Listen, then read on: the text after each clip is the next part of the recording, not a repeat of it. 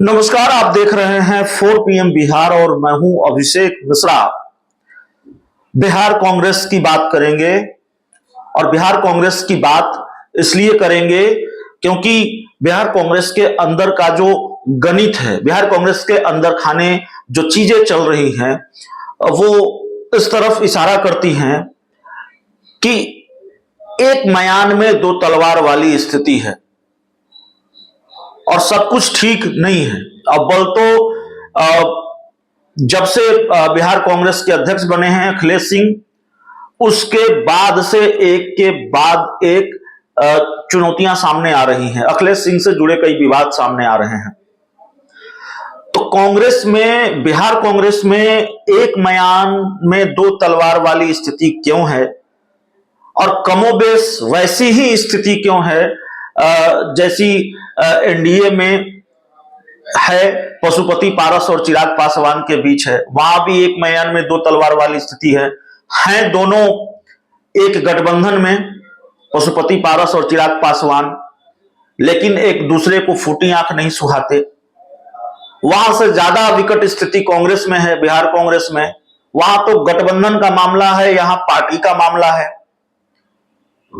बिहार कांग्रेस के प्रभारी भक्त चरण दास और बिहार कांग्रेस के अध्यक्ष, बिहार अध्यक्ष अखिलेश सिंह, जाहिर है दोनों एक ही पार्टी में हैं, एक गठबंधन में नहीं है, एक राजनीतिक दल में है, एक पार्टी में है और दोनों अपनी पार्टी के बड़े चेहरे हैं। और दोनों के बीच जिस तरीके के टकराव की खबरें सामने आती हैं, जिस तरह का टकराव सामने आता है,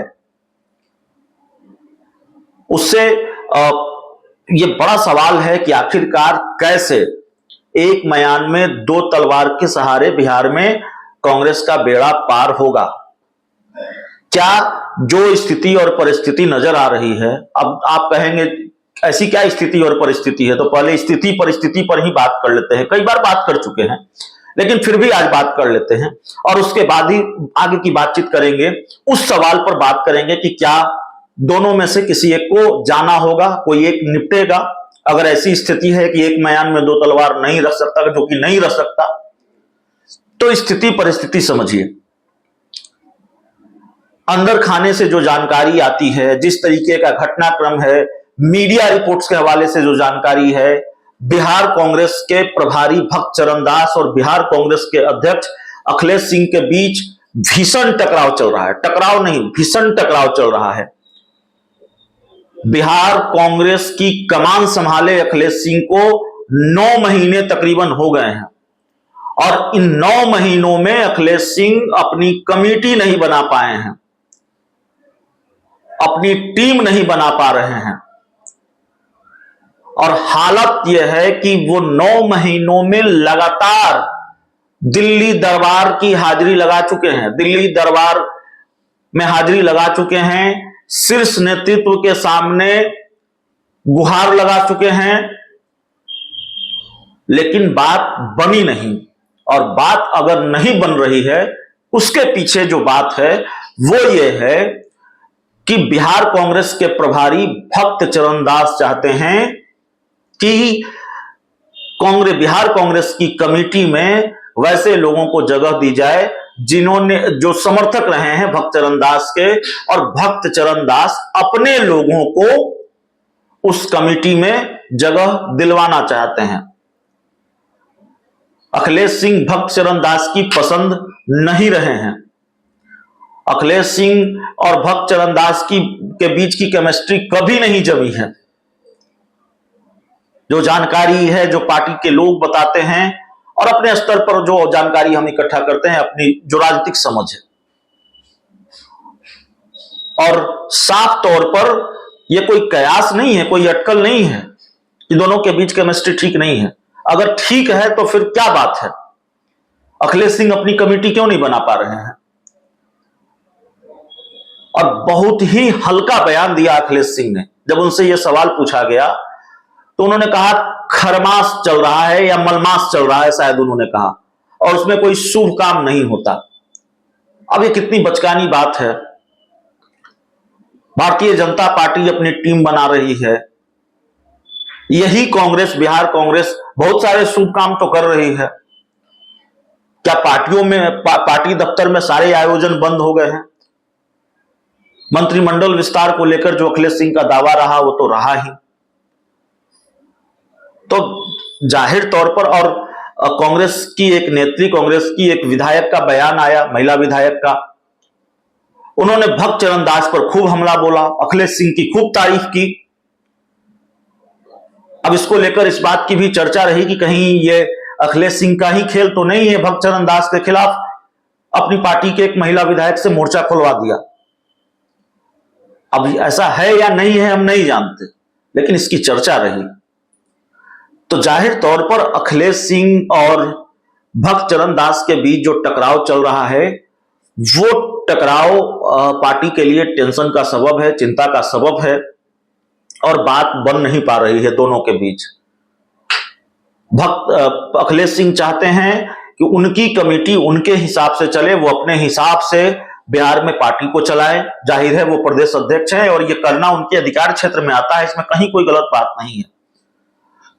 लेकिन अखिलेश सिंह को एक वायरल ऑडियो बहुत भारी पड़ा है, उसको लेकर भी कहा जाता है शीर्ष नेतृत्व में बहुत नाराजगी है और बिहार में संगठन में नाराजगी है। उस कथित ऑडियो में अखिलेश सिंह ये कहते हुए सुने जा सकते हैं कि राजीव प्रताप रूढ़ी, जो बीजेपी के नेता हैं, बड़े नेता हैं, सांसद हैं, पूर्व केंद्रीय मंत्री हैं, राजीव प्रताप रूढ़ी जहानाबाद में जा रहे हैं, उनका ठीक ठाक स्वागत कर देना और कान में कह देना ऐसा मैंने कहा था। अब कांग्रेस के ठीक है, निजी रिश्ते रहे होंगे और अखिलेश सिंह और राजीव प्रताप रूढ़ी की दोस्ती रही है, यह भी बहुत लोगों को पता है। लेकिन आप कांग्रेस के प्रदेश अध्यक्ष हैं, भारतीय जनता पार्टी के नेता का स्वागत करवा रहे हैं, तो जाहिर तौर पर सवाल उठेंगे, सवाल उठे भी। कई तरह के सवाल उठे।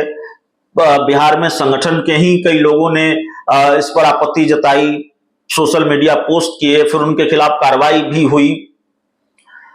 तो शुरुआत से ही बहुत दिक्कत रही है, शुरुआत से ही अखिलेश सिंह की परेशानियां बढ़ती रही हैं, वो विवादों में रहे हैं।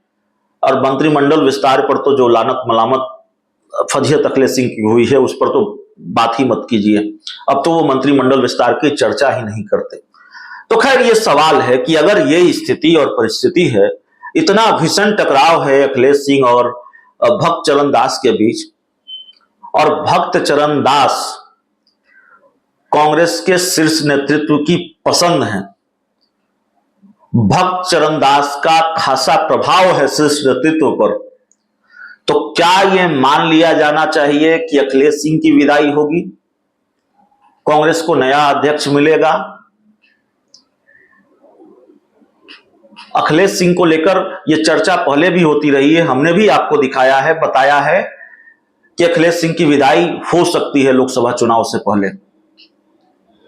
और लोकसभा चुनाव में अगर ना हो तो कम से कम इस बात की चर्चा तो बहुत तेज है और इस बात के आसार बहुत मजबूत नजर आते हैं कि 2025 का बिहार विधानसभा चुनाव उनकी कप्तानी में तो बिहार कांग्रेस नहीं लड़ेगी, अगर ऐसी स्थिति और परिस्थिति रही तो सवाल यह है कि भक्त चरण दास या अखिलेश सिंह, एक मयान के ये दो तलवार हैं, दोनों आपस में भिड़े हुए हैं, लड़े हुए हैं, दोनों के बीच टकराव की स्थिति।